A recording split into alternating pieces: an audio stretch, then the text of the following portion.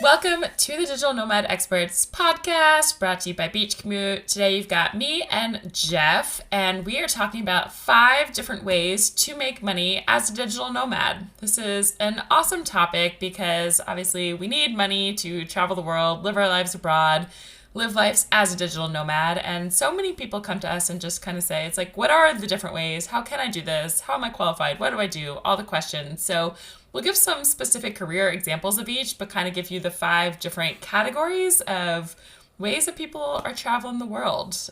Real people actually going, not just the Instagram influencers. That is a way as well.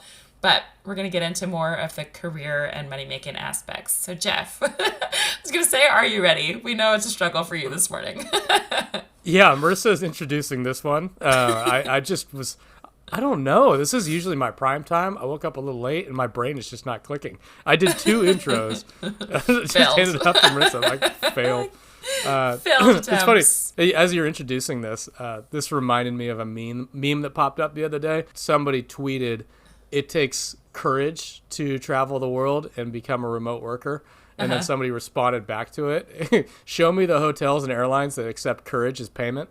It's like, oh yeah, exactly. That's real cute. But yeah, you need money. You need money to be able to do this stuff. Money. It takes courage. Yeah, it takes both. It takes courage and money. So and we're going to perhaps explain less to you. money than some people think. And there's all different ranges of the type of money and salaries that you can travel. You can travel on a budget. You can travel with lots of money and live in amazing, beautiful places. So we're not here to talk about one or the other, just all the different ways that you can choose to do and hopefully evolve over time to get to that higher and higher level of income as you progress in your career and money-making ways and levels of freedom as well. We'll talk about that. So let's jump in, Jeff. What's number 1? The first way to make money as a digital nomad would be working for another company. I think that's a way that probably, I'd say about half of our friends, or at least half of my friends, are doing it. And that just means you literally work for another company like you're probably used to, going into an office, or you could currently be working from home, but except just traveling the world while doing that. The majority of the people that I've talked to that do this either got those jobs or got that freedom one of 2 ways. The first way is they signed up for that job. Like they actually applied for a job that was listed as a fully remote job, and they let them work wherever they want in the world. Just total freedom.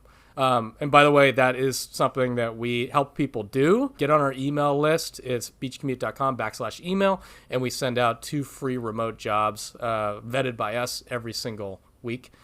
So we help people find that exact type of job that our friends do. The second way is some folks will actually negotiate and try to talk to their boss and convince them that they're going to be productive and they're going to be useful on the road while they're traveling. Yeah, that's part of the problem. Is a lot of times a lot of these old school companies, you see that still a lot, and they're trying to get people to come back into the office. I don't know if you've seen this trend recently, Marissa, but now that things have settled down a little bit more and we're a little bit more comfortable with the COVID situation and everything, they're trying to get people to come back into the office more and more and more, which is, it's kind of disappointing to hear, but it's also on the flip side, you're seeing a lot of people pushing back against that. They have been working from home successfully and actually probably more productive at home, and they're trying to get them to come back into the office.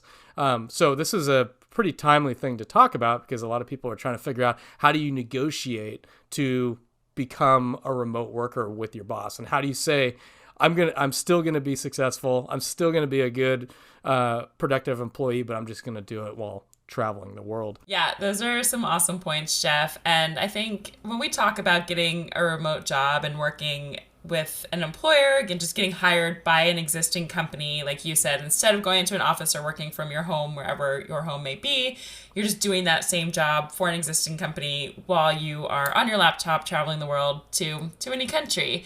And what we always like to say here at Beach Commute is this option, this is why we kind of started with number 1, is the fastest, easiest, and most reliable way. So if you are someone who's not yet living as a digital nomad, you're not yet traveling the world, and you really desire, you're seeing all those pictures on Instagram of all the places you want to go, and you just want to get there as soon as possible, this is your best bet. This is the greatest place to start. We'll talk about some of the other ways that come next that might get a little bit more freedom in your life in certain ways, but they're less reliable and maybe take longer to start making money, or you don't get that secure, consistent income that you would when you get hired by a company who says, I'm going to send you a paycheck every 2 months. Of course, people have the fear of losing your job. That can happen whether you're running your own company or working for a company.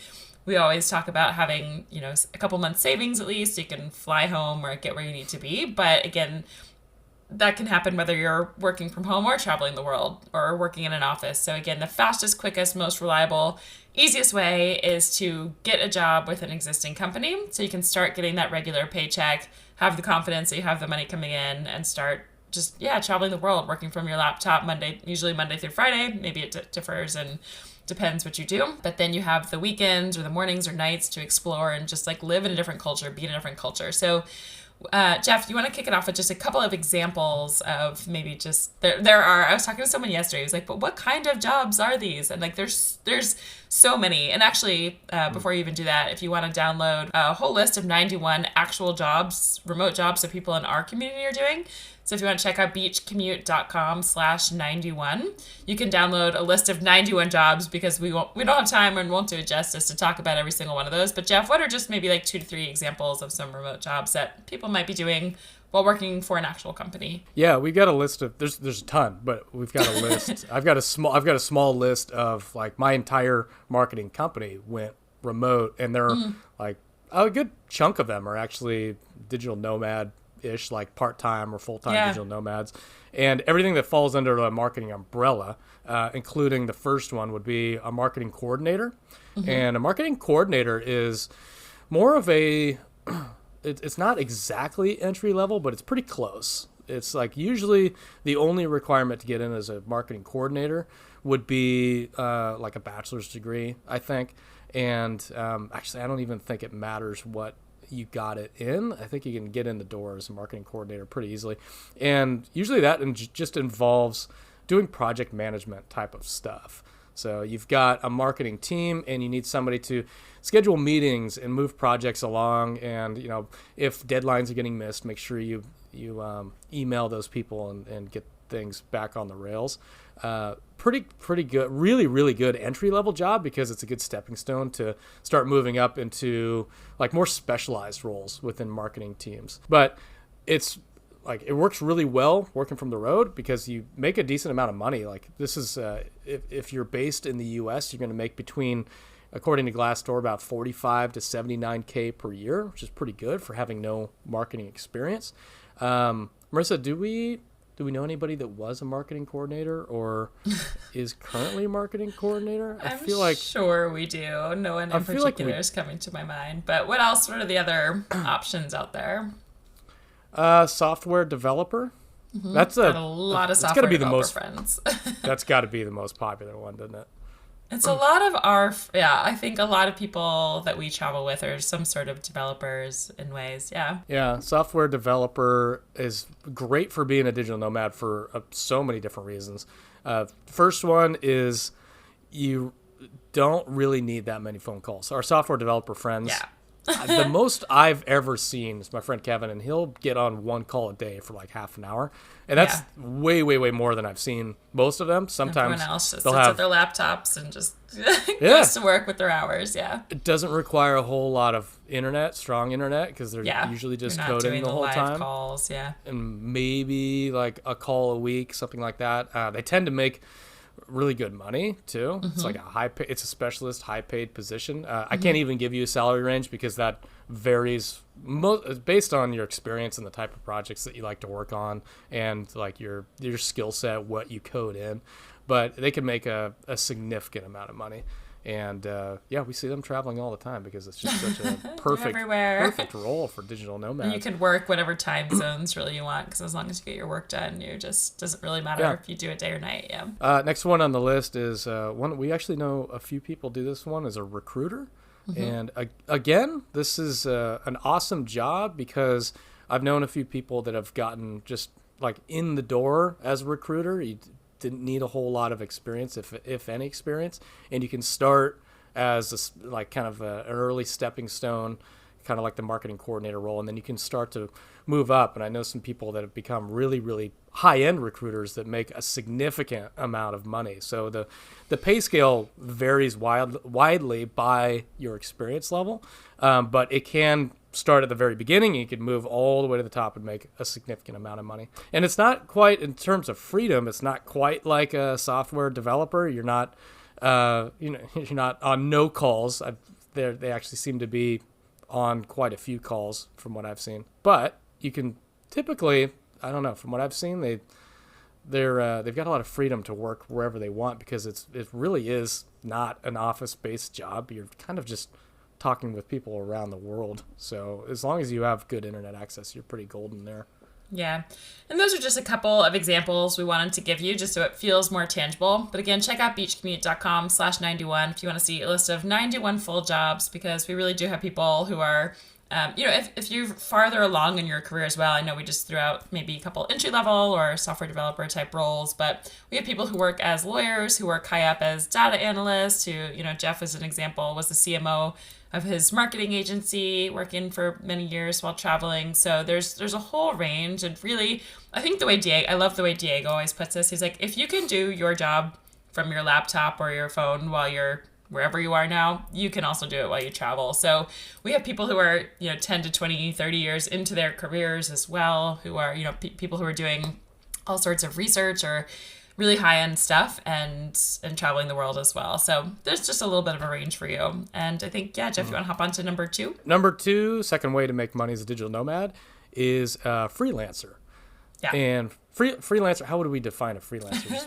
Basically, anybody, you're not working for a company, but you're working generally under contract or hourly for individual clients, right? Yeah, it's a great way to put it. Yeah, I think that's kind of the gist of it. It's not a company. It's not like a personal company, but it's just like you're doing projects for clients, and you gather enough clients in order to make enough money to travel. We're kind of going in order of freedom here, right? I don't think we mentioned that at the beginning. So when we say freedom, we mean like ability to live in different time zones without being tied to a company. Freedom being like being able to choose your days off, right? Being able to choose your hours, that kind of thing. So this would be the next in the list in the order of freedom would be freelance. And what you get with this added freedom is a little bit of fear, I guess. Right? You get like you probably get like, where is less... the next paycheck or client coming from? Are you going to have as much next month as you had this month? Where are you going to find your clients? Do you have any clients? So you get freedom to choose when and where and how you want to do your work. And there was I can't remember the exact quote, but there was something I saw recently that basically said freedom is like doing what you want, when you want, with who you want.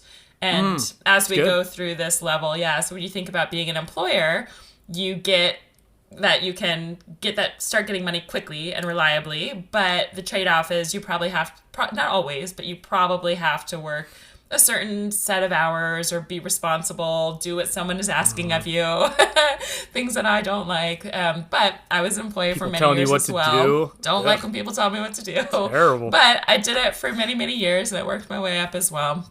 So as you get to this freelancer part, you have a little bit, you have that next step of freedom where you have, you can probably work the hours you want. You're choosing your clients, but if you can be choosy, you can probably choose, the time zones you're in, when you want to work, all of that, what projects you do. And hopefully you're doing something you like more, or that you like in general. Essentially, you can do a lot of great stuff that you like as an employee as well. But this is sort of that next level. But as Jeff said, the cons come with, it's not reliable, right? It can be really, we have some friends I've been with who work as freelancers and they're traveling, and it's like you can have one great month and then you lose your top 2 clients and you're abroad and you're like, where am I going to get my next paycheck from? Where is this money coming from? And it's a little bit of a hustle. So Jeff, give us a couple of examples of just there's so many type things that you can do as a freelancer, but what's just, a couple examples that someone might do? I think the best one that comes to mind is virtual assistant. Okay. Virtual assistant it's awesome. And it's just kind of, you're seeing more and more of these positions pop up all over the place for a number of reasons. One, the main one is people need help running their companies. They need help with just various tasks that they can't get to through the day. And usually these are people they're usually entrepreneurs or small companies that need help with just this, and this, and this, and they just can't get to it. Like they can't get to doing customer service emails. They can't get to doing social media posting. They can't get to scheduling meetings throughout their day or organizing their calendar. It can be literally anything. It could be editing content, and they just can't get to that kind of stuff. So it's a Swiss Army knife type of job, and it's awesome because you don't necessarily need to have like a broad skill set coming into it. Usually it's just stuff that you can learn on the job, and it's very specific to that job in order to be successful. So it's really, I love seeing it pop up so much because usually the person hiring the virtual assistant doesn't care where they're at. They need to get a bunch of work done. Why would they care where they're located? You know what I mean? Yeah. And that is one of those more entry-level ones. But then I think as you think about the maybe hourly, typically freelancers are charging an hourly rate, or sometimes it might be on a project basis. Like I will do this work for you for this much money. Doesn't matter how long or short it takes. But you can also start charging a lot when you get more specialized within your freelance work. So it might be, like you said, maybe a general virtual assistant might be helping post, different social media content, but then you might also have someone who really specifically focuses in social media growth and strategy and content posting, and they might charge more because they've already got experience, or that might be the contract work or that freelance work that they're doing. You also have work such as graphic designers, you might have video editors, you might have freelance writers who, someone needs content for their blogs or for anything, right? So there's all sorts of this sort of freelance work. Any other examples that I'm missing?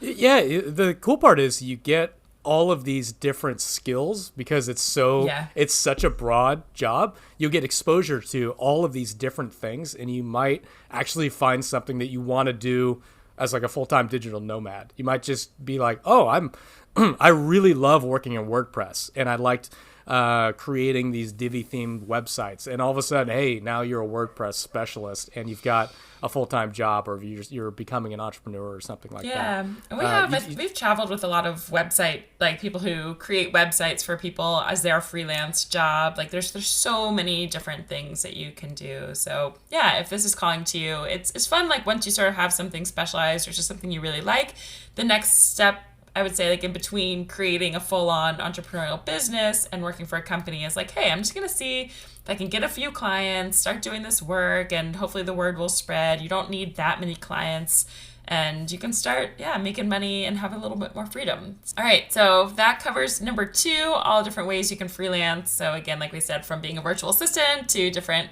social media freelancing, graphic design, website development, all kinds of things that you can do.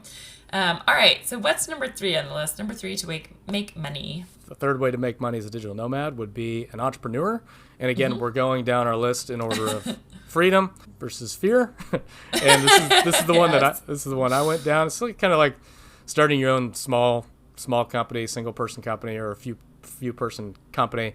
Or a many person company. A many person, yeah. And then you sell it, and then you do it again, and sell it and do it again, and then you make a lot of money. It could be the most lucrative one, but it's also probably the most insecure one, because you don't know if you're going to make a lot of money to start or long term, but you also get to, in terms of freedom, it's all yours. You get to do whatever you want with it. As an entrepreneur, you truly do get to pick and choose what you want to do. You get to pick and choose your hours, your time zones, everything. You could say no to a client because they want certain time zone out, they want a certain availability. It just doesn't jive with you. You're like, no, I'm going to kind of do my own thing. But at the same time, you do not have that guaranteed paycheck. Kind of like a freelancer, you have to seek out contracts, and you have to seek out clients and that kind of thing. And customers, whatever you're doing, like you whatever it's all you're on selling. you. And it doesn't necessarily mean that you're working with clients. You could be like selling courses. You could be selling an actual product, right? And you actually have to keep on top of that, like you're running a business. So a lot of times, like, while that is probably the most free on the list, the entrepreneurs that I met are the hardest working people, easily. They're Yeah. always busting their ass all the time. I would agree with that. So again, it's like when you think of the scale, I feel like we need like a pointing scale in all directions of the line of freedom, guaranteed money, control over your time, that sort of thing. So yeah, this one is most entrepreneurs. What's the quote? It says like we quit a 9-to-5 job, or you quit a job of 40 hours per week to work 90 hours per week. And I have found that to be, have you never heard that? I've mostly found that to be true, not all the time. But as you said, I would say the entrepreneurs that I've traveled with, I include myself, are usually working far more hours because everything you put in is what you get out. And you are putting your hours in to build something bigger. So I'm a firm believer that entrepreneurship can also be easy. It can also turn into, I think, I started this life because I was like 4-hour work week, Tim Ferriss, I want to work way less. And some days I do work less, but it usually takes, when you think about how quickly this happens as well, I would say that's the other sort of scale that we talk about. Whereas, when you sign that paycheck and start your, working for a company, we talked about number one, it's like you're getting that paycheck 2 weeks later or a month later or, but right away, basically. And freelance, it's like as soon as you get that first client, you start making that paycheck, but then you just don't know where it's coming from. So entrepreneurship, you have more freedom over your time because you're choosing your own boss. But you also don't know, it often takes companies 2 to 3 years to start making money, or I forget the statistic. It's like most companies do fail, right? Like not trying to be like the 90%. negative.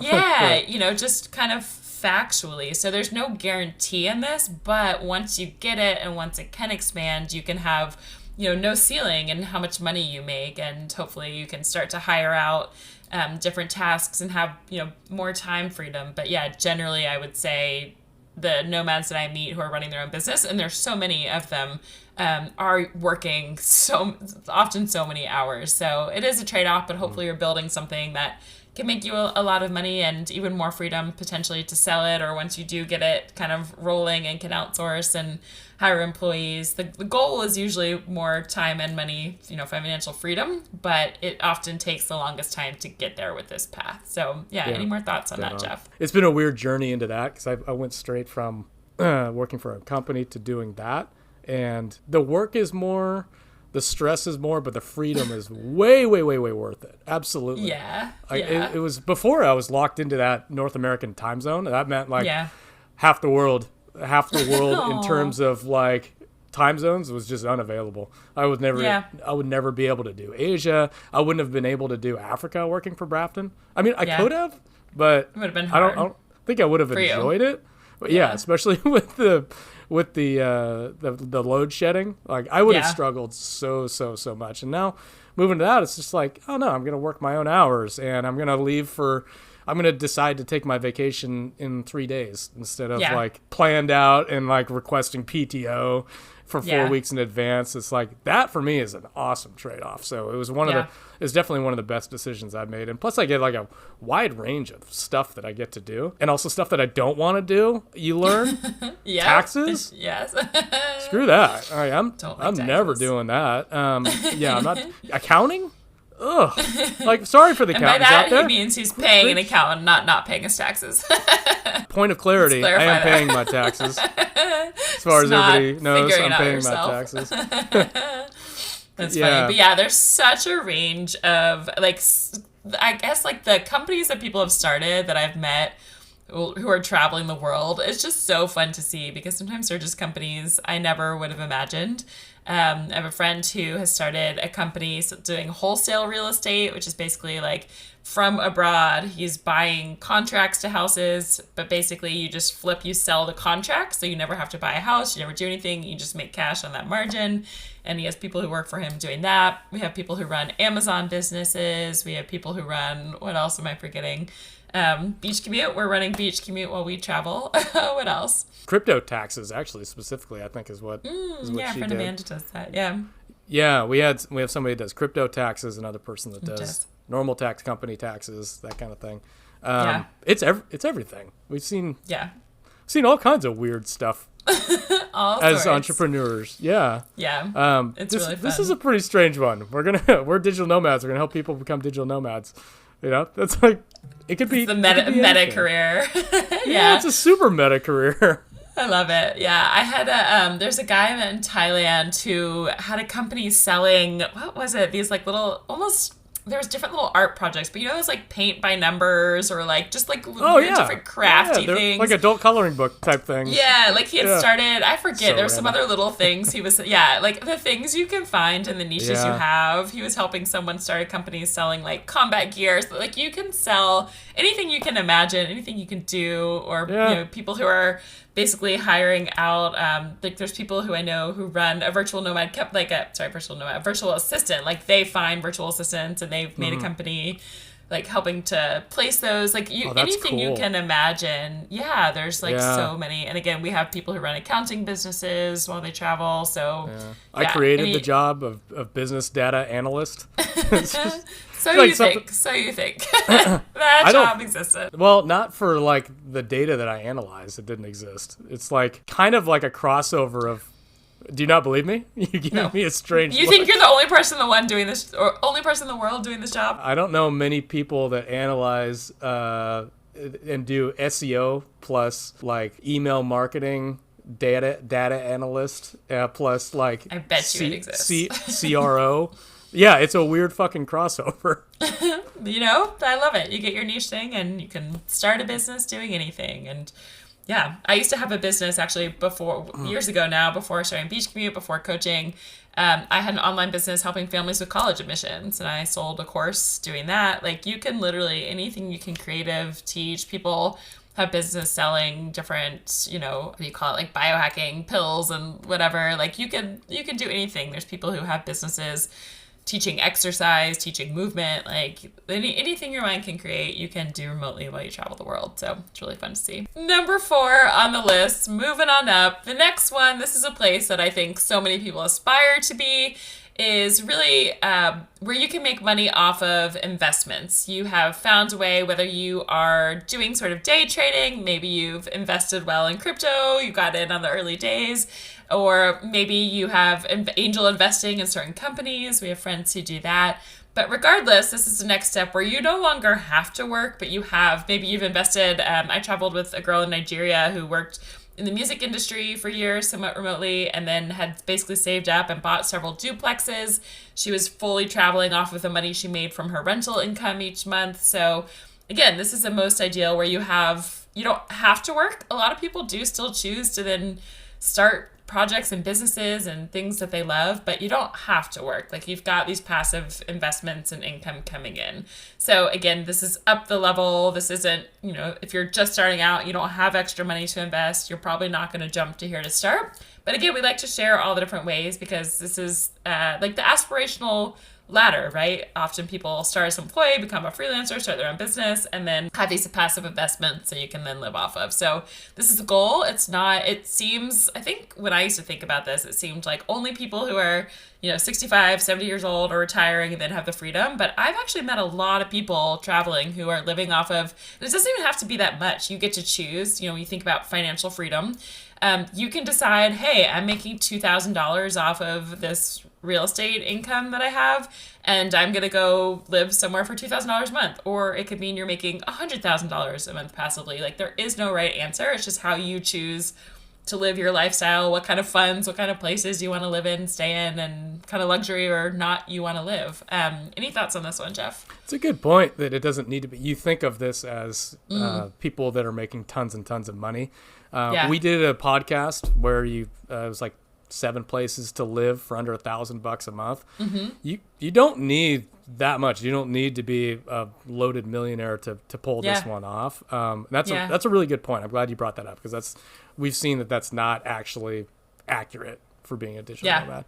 But it can be that. We've also met people that are wildly successful with passive income. And that's where everybody wants to be. That's where I want to be. Absolutely. All wonderful points, Jeff. All right. So number 5 on the list, last one here, which we sort of just mentioned before, is you're just retired, or maybe this one is you can't always create. Maybe you got a trust fund. Maybe you fell into some windfall of money. Maybe you won the lottery.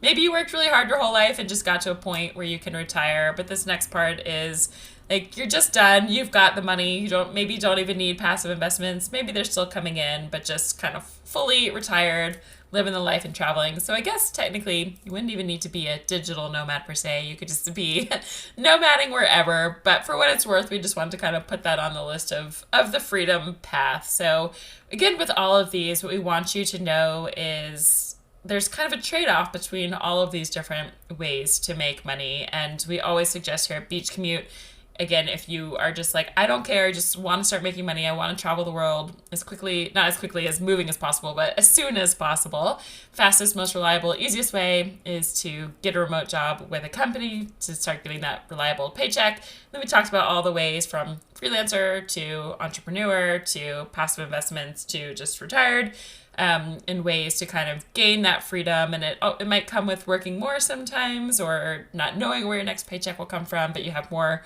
freedom over your time. So again, the goal is as I mentioned before, do what you want, where you want, with who you want is that ultimate level of freedom. And that's sort of the ladder that we've seen to get there. So check out beachcommute.com/91 if you want to view, if you're ready and just want to get a remote job as quickly as possible. That'll give you a list of 91 jobs that people are doing. We send out some remote jobs to our email list every week. That'll get you on there as well. We'll send out podcast info. And we forgot to ask, if you have found this episode helpful or any other episodes in the past, if you could leave a review on whichever platform you're listening to. Just take out your phone right now.